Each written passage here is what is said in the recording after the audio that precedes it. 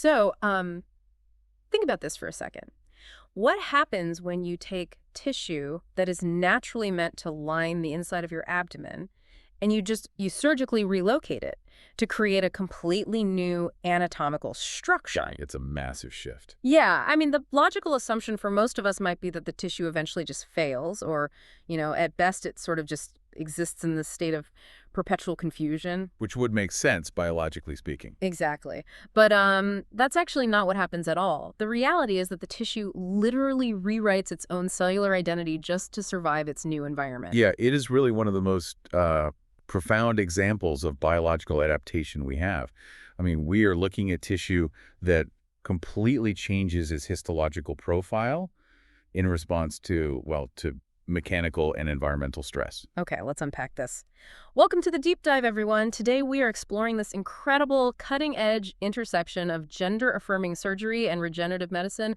And for those of you listening, we're really glad you're here with us. We really are. It's a fascinating area. So our mission today is to dive into a highly specific and honestly intensely fascinating clinical question, which is, can intimate polynucleotides be used to restore tissue elasticity in transgender women post-vaginoplasty? And, this isn't just some niche surgical question. It really gets to the very core of how human tissue heals at a molecular level, Right. like how it adapts to trauma and how we might actually be able to biohack that healing process using some truly surprising regenerative tools. Seriously surprising. Wait till we get to what polynucleotides actually are. But to figure this all out, we've gathered a massive stack of clinical literature to guide us today. We have quite the reading list. Yeah, we are looking at comprehensive surgical reviews of various vaginoplasty techniques, histological studies on neovaginal tissue, and a whole slew of clinical trials on polynucleotide treatments for things like vulvovaginal atrophy and wound healing. And what is so compelling about this data is that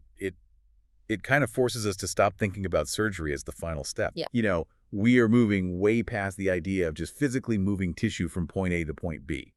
The frontier now is understanding how that tissue behaves 5, 10, or even 20 years down the line.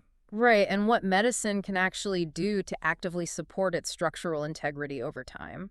But before we even touch the regenerative treatments, we really have to look at the baseline architecture. Yeah, you have to know what you're working with. Because if you're going to, say, rebuild a foundation, you have to know what materials were used to pour it in the first place. It's like taking materials from one part of a house to build an entirely new room. And in a vaginoplasty, we are fundamentally dealing with transplanted tissue. Precisely. We were primarily looking at two distinct surgical approaches in the current literature. The historical and current gold standard, really, is penile inversion. Right, the PI technique. Yes, this involves degloving the penile shaft, often incorporating a penoscrotal skin flap, and then inverting that skin to line the newly created pelvic cavity. And they preserve the nerves, right? Exactly. The neurovascular bundle is meticulously preserved to fashion a neoclitoris. But the bulk of the actual canal lining is epidermal tissue. So we're talking about external skin basically taking up residence inside the body. Right. But then there's the newer approach that's been generating a lot of really interesting data recently, the peritoneal pull-through, or PPT. Yes, the PPT. In a PPT procedure, surgeons utilize the peritoneal membrane, and this is the highly vascularized lining of the abdominal cavity. Okay. Using robotic-assisted laparoscopy, they mobilize a flap of this peritoneum and pull it down to line the upper portion of the vaginal canal. And we also see some intestinal techniques too, right? Like the sigmoid colon vaginoplasty. We do, yeah. But PPT has really become the primary alternative when there is, say, insufficient skin available or when greater depth is required by the patient. So just think about what that actually means biologically for a second. You are taking tissue that evolved to face the dry external air, in the case of skin. Or tissue that evolved to hold abdominal organs.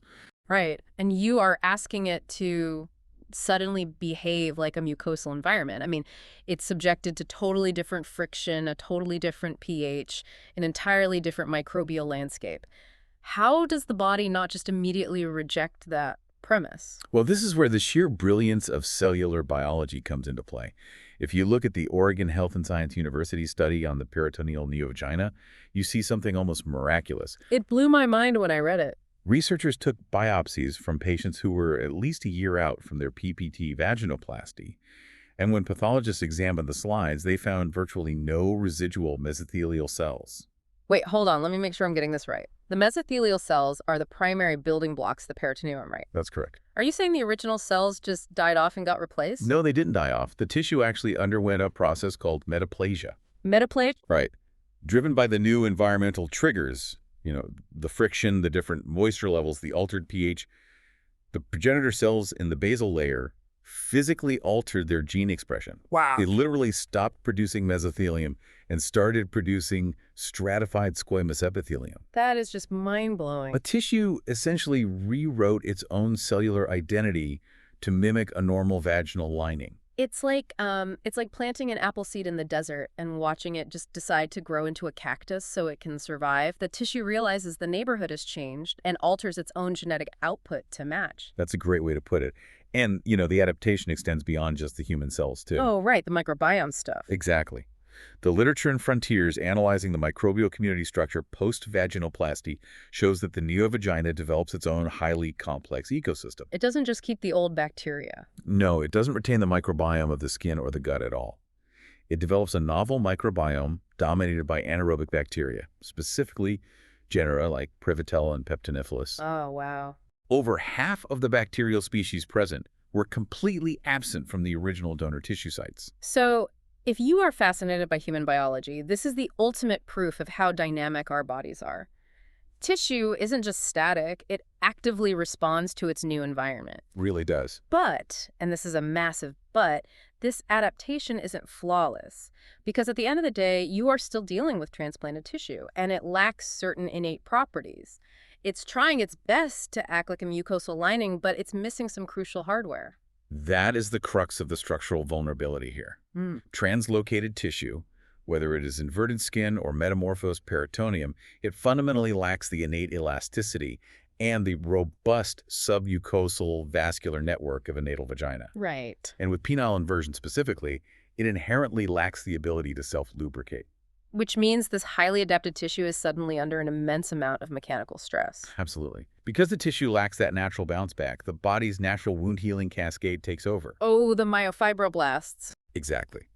Myofibroblasts attempt to contract the surgical site, constantly pulling the tissue inward. So to counteract this constant contractile force, patients must adhere to a rigorous dilation regimen. Right, using graduated dilator. Yes, to manually force the canal to maintain its depth and width. And if you've ever looked at the physical forces involved in dilation, it is no small thing. You are applying consistent, direct pressure to tissue that is already, frankly, struggling to maintain its elasticity. What happens when the tissue just can't handle that physical load? Well, the clinical term for that is introital stenosis. Stenosis, okay. The tissue tightens, it contracts, and essentially creates a severe stricture. Dilation and penetrative intercourse become intensely painful, if not completely impossible. Yeah, I was reading the literature review from Medicina, and the complications they document are truly harrowing. We aren't just talking about discomfort here, we are talking about catastrophic structural failure. Yes. They highlighted cases of complete neovaginal perforation. Perforation is definitely the worst-case scenario, and the review makes it very clear that this isn't usually a sudden, spontaneous event. It is a slow, progressive degradation of the tissue's structural integrity. Because if the tissue is dry and it lacks that innate stretch, the friction from a dilator or, say, early sexual activity, that's going to create microtraumas, right? That's right. Just tiny microscopic tears in the epithelial layer. Exactly. And over time, those microtraumas accumulate. But we also have to factor in vascular compromise. Vascular compromise meaning blood flow. Right. If the tissue is under constant tension, or if stenosis begins to set in, you restrict the capillary blood flow to the deeper submucosal layers, and this leads to ischemic necrosis. You're telling me the tissue is literally starving for oxygen? Yes. The cells begin to die because they simply aren't receiving enough oxygenated blood. Wow. So now you have a perfect storm. You have tissue that is thinning out from ischemic necrosis, combined with the immense mechanical trauma of manual dilation. And the scaffolding just gives way. Exactly. The structural scaffolding gives way, and the wall ruptures. So what does this all mean? It sounds like the primary enemy here is lack of tissue resilience and elasticity. If the tissue is literally tearing because of that, standard hormone treatments or, topical estrogen, that won't fix the underlying structural integrity, how do we give that strength back to the tissue? Well, if we connect this to the bigger picture, The goal isn't just to surgically create space. The goal is to ensure the tissue lining, that space is robust, hydrated, and elastic enough to withstand normal friction and function without tearing. Right, so you have to fix the scaffolding itself. Exactly. You have to address it at the cellular level. Medicine has turned to regenerative treatments designed to heal tissue from the inside out. We have to look at interventions that trigger actual tissue regeneration. Which brings us to the absolute star of the show today, polynucleotides. Yes, PNs. PNs are completely upending the paradigm in aesthetic and regenerative medicine right now. But I have to warn you, for those listening, when you look at what they actually are, it sounds completely absurd. The source material definitely catches people off guard. It's fish. Polynucleotides are highly purified fragments of DNA derived from fish, specifically from the gonads of male salmon trout. I know it's wild. My immediate question when I saw this was, wait, we are injecting fish DNA into surgically rearranged human tissue planes. Isn't there a massive risk of the body just rejecting it as a foreign invader? It is a totally valid concern. But this is where the purification process is key. The DNA fragments are subjected to extreme purification and ultrafiltration. So they clean it up. More than clean it up. Mm-hmm. All proteins, peptides, and potential allergens are completely stripped away. What you are left with isn't functioning fish genetics. It is just the raw molecular alphabet, the nucleotide polymers. Oh, I see. Because DNA is a universal language across all biological life, these purified polymers have virtually zero immunogenicity. So the body doesn't see it as salmon, it just sees a massive pile of unassigned genetic building blocks? Precisely. Our cells run on DNA and RNA, which are made of nucleotides. When you inject a polynucleotide serum into the submucosal tissue, the body's endogenous enzymes immediately start cleaving these long polymer chains down into individual nucleosides and nucleotides. Okay, here's where the metaphor from the clinical papers really helped me. Using PNs isn't like giving the body a cup of coffee to work faster. Right. It is like dropping a massive shipment of bricks and blueprints onto a construction site. You aren't just painting over the cracks, you're telling the local cells, here are the supplies, get to work rebuilding the foundation. You are providing the literal molecular alphabet that tissue uses to print new cells. That is exactly what happens in what biochemists call the salvage pathway. The salvage pathway, right. The cells absorb these raw nucleotides and recycle them to build new DNA and RNA for cell proliferation. But even more critically, the breakdown of PNs releases adenosine. Which is a major signaling molecule, right? Yes. The adenosine binds to specific receptors, specifically the A2A receptors, on the surface of fibroblasts. And fibroblasts are the builders. Exactly. Fibroblasts are the cellular engines responsible for building the extracellular matrix. When the A2A receptors are activated, the fibroblasts kick into overdrive, drastically ramping up the secretion of new type I collagen and elastin fibers. And elastin is exactly what neovaginal tissue is desperate for. It's what gives tissue its bounce, its resilience, and its ability to stretch without tearing. Exactly. Plus, reading through these pharmacological profiles, PNs are intensely hydrophilic. They absolutely love water. The three-dimensional structure of the nucleotide chains traps massive amounts of water molecules. So you get this profound, localized hydration effect. And when clinicians compound PNs with hyaluronic acid, or HA, the hydration and volumizing effects are synergistic. Highly synergistic, yes. I want to look at the real-world evidence for this, because the data on natal female anatomy is staggering. Let's talk about the vulvovaginal atrophy data, because it mirrors the exact structural problems we see in post-vaginoplasty tissue. The parallels are very striking. In postmenopausal women, the drop in estrogen leads to vulvovaginal atrophy, or VVA. Right. The tissue becomes incredibly thin, friable, dry, and it loses its elasticity entirely. It is highly prone to the exact same kind of microtraumas we discussed earlier. Wait, so you're saying this isn't just a temporary plumping effect that dermatologists use for neck wrinkles. They're actually using this to cure severe tissue atrophy. Absolutely. There was a pivotal survey published in the Archives of Women Health and Care that tracked patients utilizing PN and HA ovules, essentially small suppositories. Okay. These were women suffering from severe or very severe tissue atrophy, and the results were dramatic. Almost the entire cohort reverted to mild atrophy, and a significant percentage, over 35%, achieved restitutio ad integrum. Restitutio ad integrum, meaning total restoration to a healthy state. Exactly. Total structural restoration. They completely restored the tissue to a healthy pretrophic state just by giving the cells the raw nucleotides to rebuild themselves. That's incredible. It is, and we see this replicated across different mucosal environments, too. Oh, like the oral studies. Right. The journal OA Text published data on using a PN gel for painful, recurrent oral ulcers. The oral cavity is a mucosal environment subjected to constant friction and bacteria, much like a neovagina. That makes perfect sense. The PN gel significantly accelerated epithelialization and reduced pain. PNs are even utilized to heal severe mucosal toxicity caused by radiation therapy in cancer patients. So we have undeniable clinical proof. It rebuilds collagen and elastin in the skin. It regenerates mucosal tissue in the mouth. It completely reverses atrophy in the natal vagina. The data is robust. So if you are tracking the logic here, the ultimate question is glaringly obvious. Can we cross the streams? Can PNs be used for trans women post-vaginoplasty to biohack that elasticity? Well, if we look strictly at the biological mechanisms, the plausibility is overwhelmingly positive. Because the cells are the same. Right. We know that penile inversion uses skin, and PPT uses metamorphosed mesothelium. We know PNs stimulate fibroblasts in both cutaneous and mucosal tissues. Right, a fibroblast is a fibroblast. Exactly. A fibroblast in a neovagina possesses the exact same A2A adenosine receptors as a fibroblast in the face or the natal vagina. Therefore, introducing polynucleotides into the submucosal layers of a neovagina should theoretically trigger the exact same cascade of collagen and elastin synthesis. The biological math completely checks out. But, and this is where things get really complicated and we need to be careful, when we pulled the clinical guidance from the Women's Health Clinic regarding intimate PRP and regenerative injectables for trans women, they hit the brakes hard. They absolutely do, and it forces us to ask a critical question. Can a clinician just take an injection protocol designed for a natal vagina and apply it directly to a neovagina? And the answer is no. The definitive clinical answer is no.